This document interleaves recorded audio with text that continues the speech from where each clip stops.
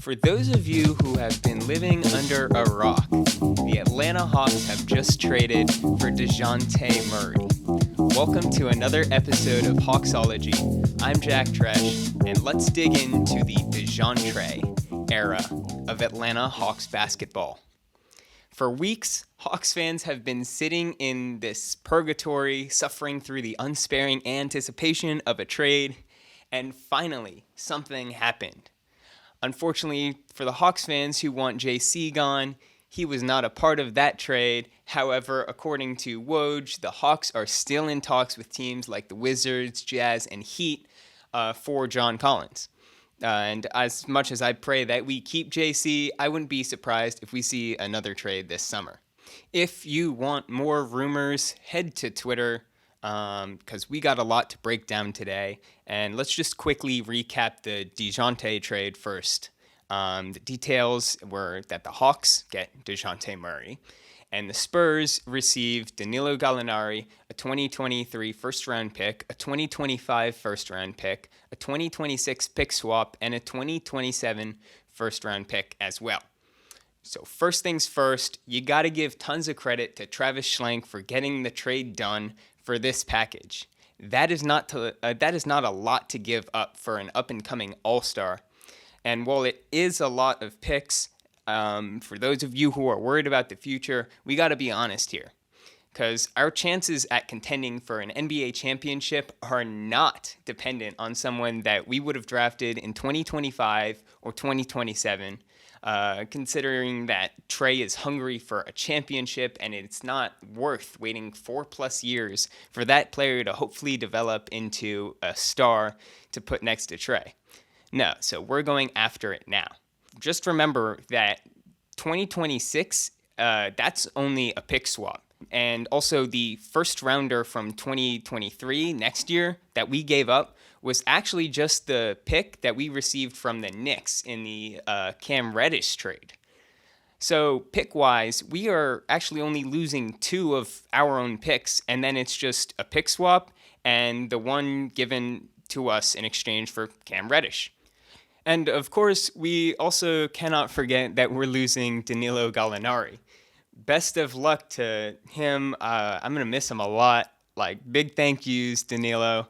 If you haven't yet, go check out the newest episode of From the Floor on my YouTube channel to relive Gallo's time as a Hawk from a courtside angle. But seriously, Hawks fans don't actually realize that Gallinari has been one of the more solid and consistent offensive weapons that the Hawks have had maybe in the last 4 years. He's 6'10". He's actually stronger than he looks, and he's got a super high release. Hawks fans, you watch him hit a lot of shots, and most of that is literally just staring down the smaller defender, knowing that they cannot contest his shot and shooting over them. I like to call those stare-down shots clips. And he's given us a ton of good ones, as well as some really, really good dunks, maybe some of the best in his career while he's been here. But I will say that it is a necessary sacrifice because we get to fill an immense amount of holes by getting DeJounte Murray. Why? Essentially, he's a perfect fit for us. Let's break it down Hawksology style because any other way would not do it justice. I actually bet most of you are just conceptualizing this like, oh, dude, Trae Young next to DeJounte Murray? Bro, DejounTrae. That's 2 all-stars right there, dude. No, but seriously, I just want to give y'all the vision that it's not just a list of names and accolades and also not just stats. Speaking of, let's get those out of the way. DeJounte averaged 21 points per game, more than 8 rebounds per game, 9.2 assists per game, which was 4th in the NBA, along with 2 steals per game, which was 3rd in the league. For total steals, DeJounte Murray led the entire NBA. And even for deflections, DeJounte had a league-high 271, separating him from the player ranked 2nd by almost 20 deflections. Obviously, leading the league in steals and deflections is quite impressive, but just to reiterate, stats can be useless without context, so let's get right to the context and discuss what to expect on the defensive end And this is what I've seen from DeJounte Murray so far. All I will say is that he's got the tools and knows how to use them. DeJounte's listed at 6'4" with a 6'10" wingspan, which is pretty nasty so far, but then you see how active he is at using those tools. You see what happens when his high level of defensive instincts meets his quick reaction time and hand-eye coordination. You see the dog factor in him, and it's a whole new world of defensive wonders. Let's get into some film for this episode, and I got a bunch, so that I can really enlighten y'all on DeJounte's defensive capabilities. And if you're listening to an audio-only version like on Spotify, I've made the breakdown more audio-friendly. But to get the full vision, head to the Hawksology YouTube channel, subscribe, and check out the version that's just the film breakdown, because I'll have that uploaded. Alrighty, so let's check out some film, break it down so that y'all can truly see how much of a defensive menace DeJounte Murray is and in how many different ways he is. These are all actually plays where he gets steals, but they're in so many different ways that he gets them. And that's why I don't like stats, because you just say, oh, he got a steal. Oh, he got 3 steals or whatever.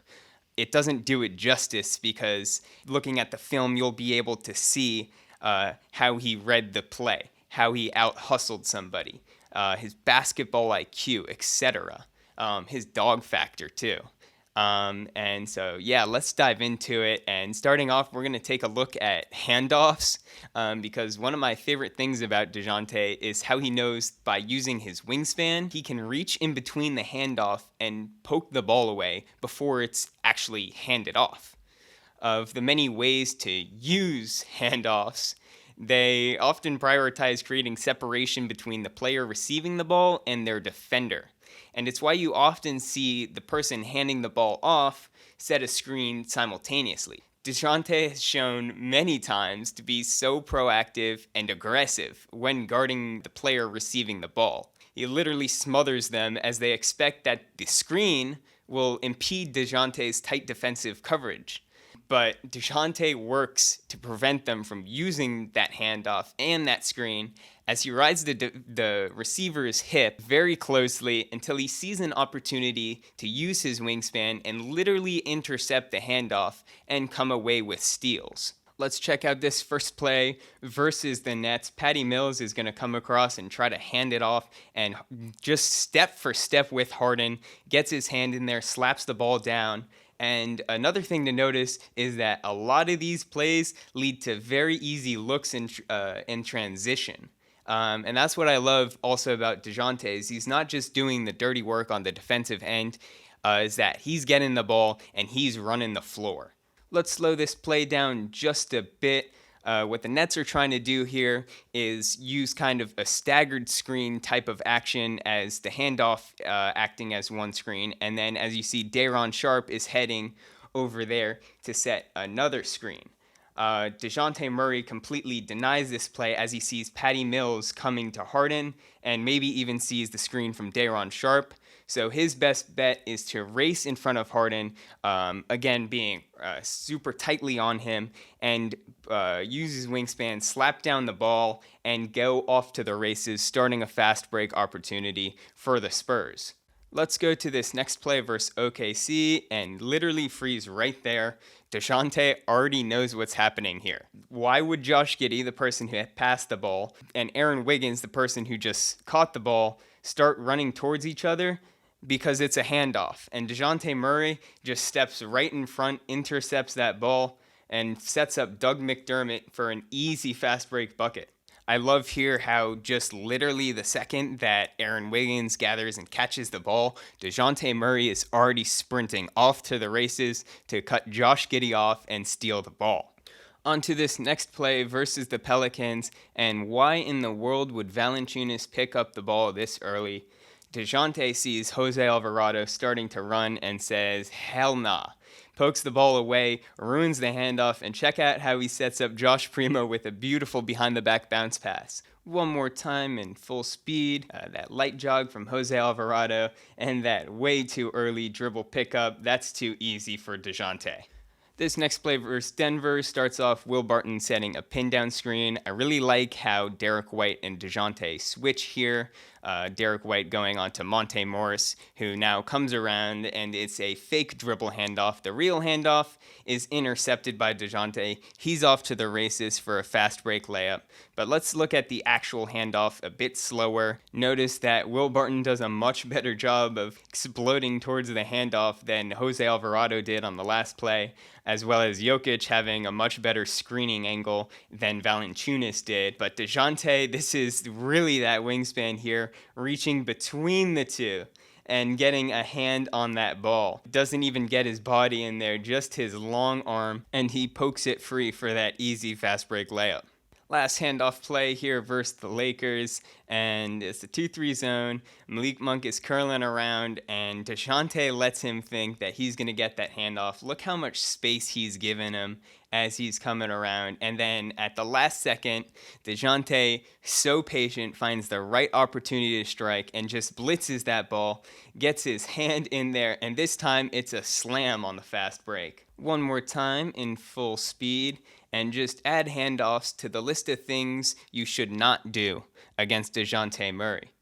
But the next thing you shouldn't do is slipping screens, and this will actually come full circle with the last film breakdown we did, as we covered how John Collins operates slipping screens while Trae Young gets splits. And fun fact, this first play we got is versus the Hawks, but don't worry, I know this is Hawksology, but this guy's on our team now, so it's okay. But come on, y'all, we just learned this. Even John Collins knows that Trae Young is either going to get blitzed or hedged, and so he's going to have a little room to roll. Trae Young's going to try the pocket pass, but you can't make a pocket pass if there's no pocket. DeJounte pokes it away and comes across with a steal.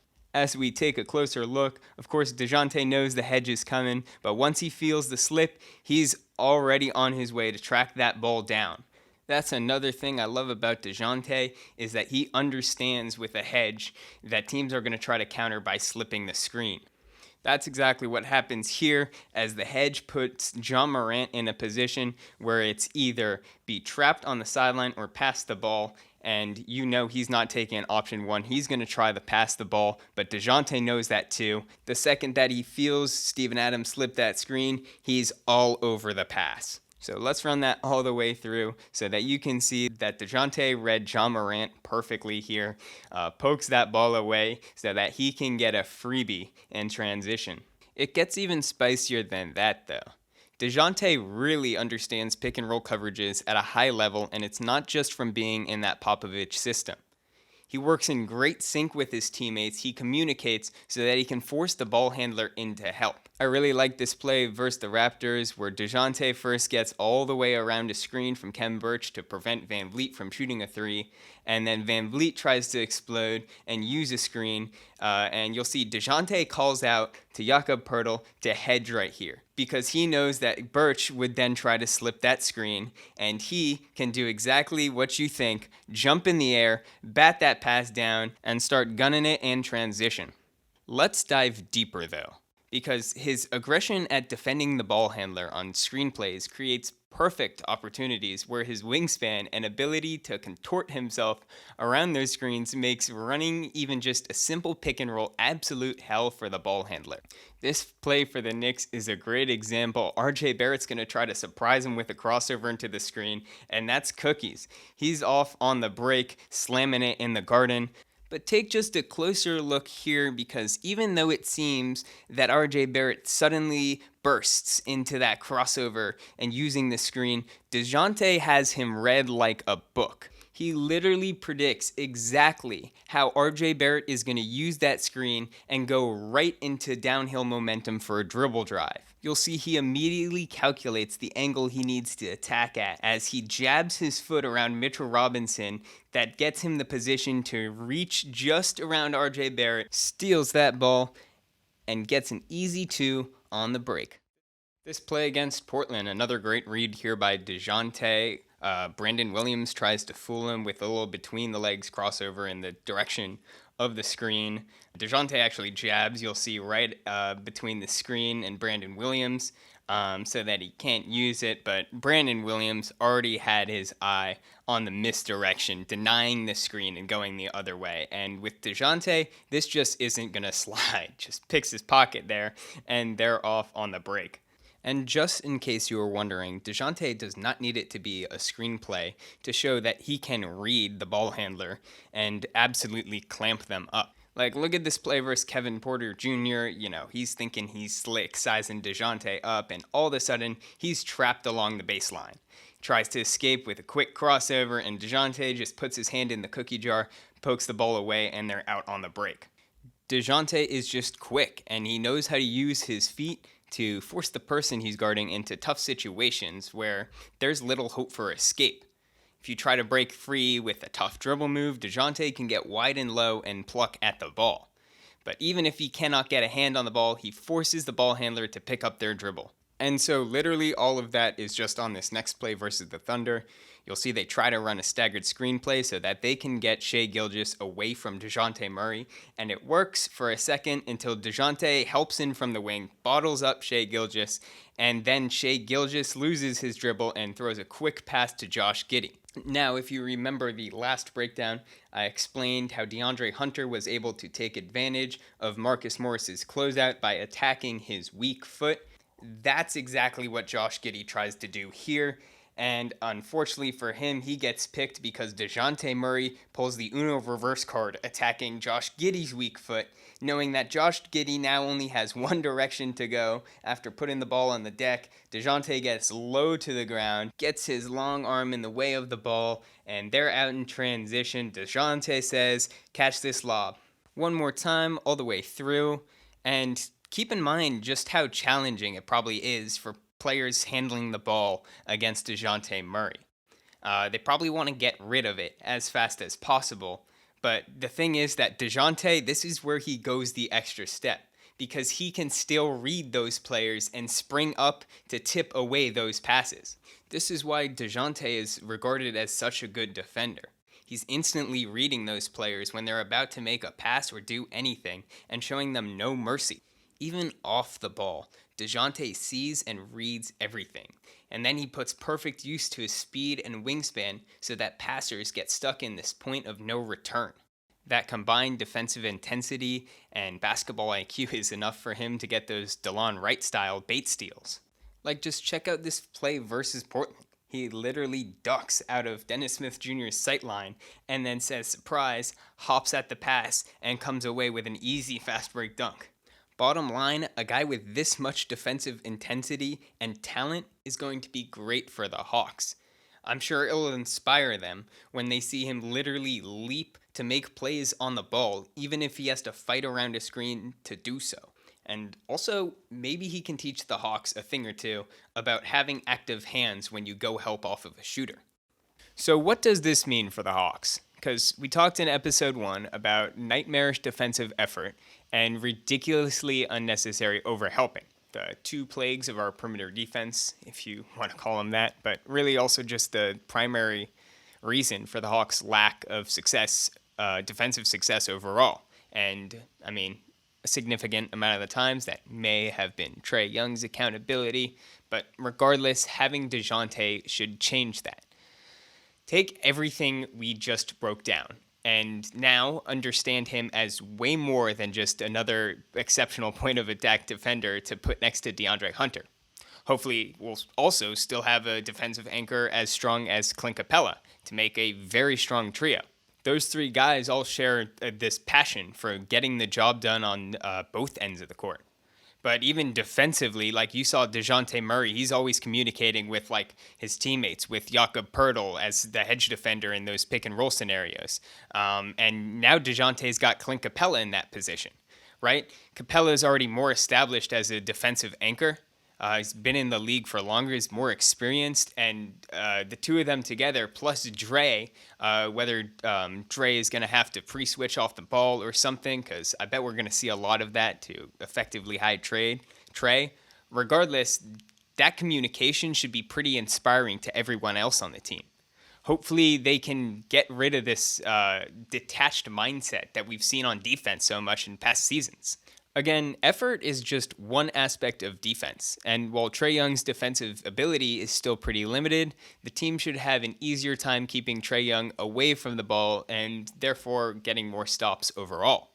Especially if teams are like targeting Trae. Think about that DeJounte Murray film that we watched, where he can literally read those plays beforehand and break them up. In other words, DeAndre Hunter is no longer the only player on our team on the perimeter that can deny plays from happening on or off the ball. And not going to be the only one running around on defense because he's the only player menacing enough to guard the other team's best player. Also, assuming that we're keeping Clint Capela as Trae has vouched for him, it completes a super solid defensive trio.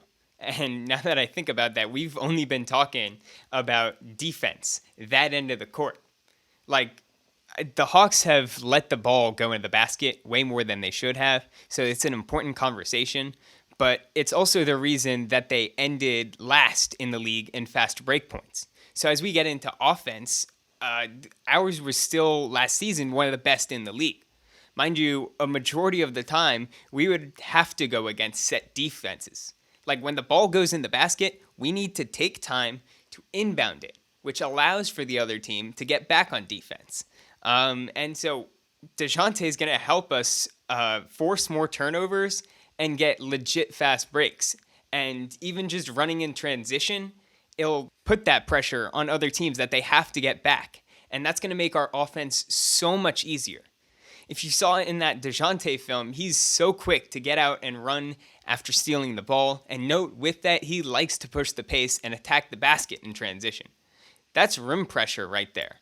And, after stops, if we try to push the pace, Trae Young is now no longer the only person that can reliably handle the ball while racing down the court, that can also find his teammates in transition for easy looks or put pressure on the rim himself. DeJounte can do that too. And it's a nice 1-2 punch, as DeJounte is also not just that other ball handler and playmaker, but he can athletically finish at the rim. So I'm talking Trae to DeJounte lobs and just open, easy looks for everybody, as long as they just run the floor and put the effort in on both ends. And I'm just saying, in a situation like Trae Young and DeJounte beating everyone down the court on a fast break, that we could potentially see Trae Young's first dunk. They tried to throw a lob to him in the All-Star game. Got broken up, but they tried it. But just seriously, this can open up our offense so much. And remember how already highly ranked and highly successful it was. DeJounte brings us that athletically finishing, ball handling, playmaker, and second all-star that Hawks fans have been praying for. But stuff is just going to be crazy, though, coming up, because we got some more trades to talk about. We got some free agency stuff, some new signings, and also continuing our conversation as what the heck went wrong with this team. Also, some more from the floor is coming, too. So buckle your seatbelts because there's going to be another episode coming very soon. Be sure to like, comment, and subscribe. I really appreciate the support trying to grow Hawksology. Thank you for tuning in, and peace out.